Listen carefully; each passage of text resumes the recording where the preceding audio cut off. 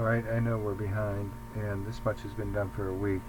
I have finished building the existing model of your house and the adjacent terrain. There are a few things I don't know that would be helpful to make sure this is finalized. I don't know this dimension here, and I don't know how far these 4x4s are out from this. So if somebody can give me those two, that would help to make sure that that's completely accurate at that level. Inside, everything is within an inch, and I'm pretty sure that I haven't made any errors. And this film is just going to pose some questions about what exactly we wanted to accomplish, and then I will have a telephone conversation with you both to reacquaint myself with where we were. But as it is, I've modeled it as close as I could to what it exists. Everything's within an inch or two everywhere. I'm not sure how they have framed that stairwell there, and this was my best guess, that these are these joists coming across, and they've got some sort of a single or double member beam coming across to that wall that's holding those stairs up. That is my best guess, that's how that's framed. But it still doesn't explain what's holding that, as you call it, the clonk here up. So I don't know if that's all just held together as a system or by nails or what.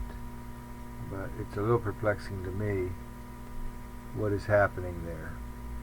And this, if you could see this, there's those three windows, and here's my idea that this beam must come from that bearing wall there and over to here, but that, without opening that up, that is a guess.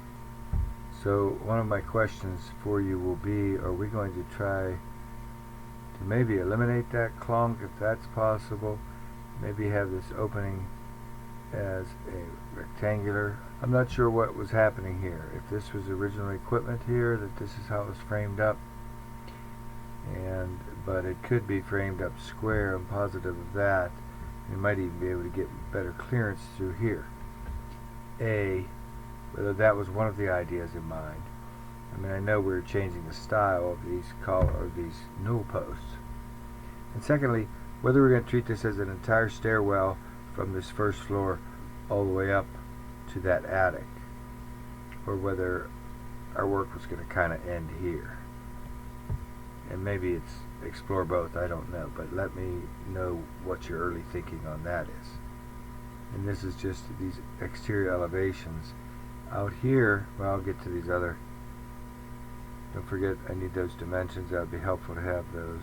Probably you could give me from here to here and there as well. So I have that.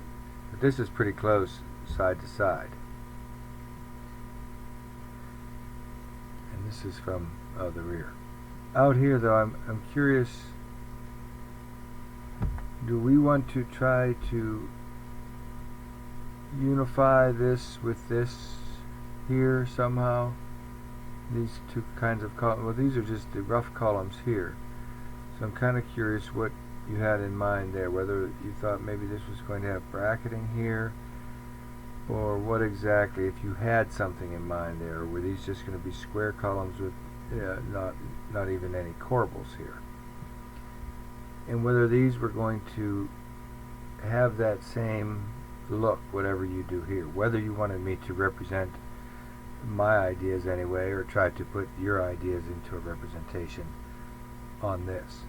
Now I know that with regard to that floor plan, we are going, and this stairwell, that we'll be entertaining a variety of things down here in terms of capturing this bit here, which is pretty much unused. And I haven't modeled that, but that'll be pretty easy to model pretty quickly.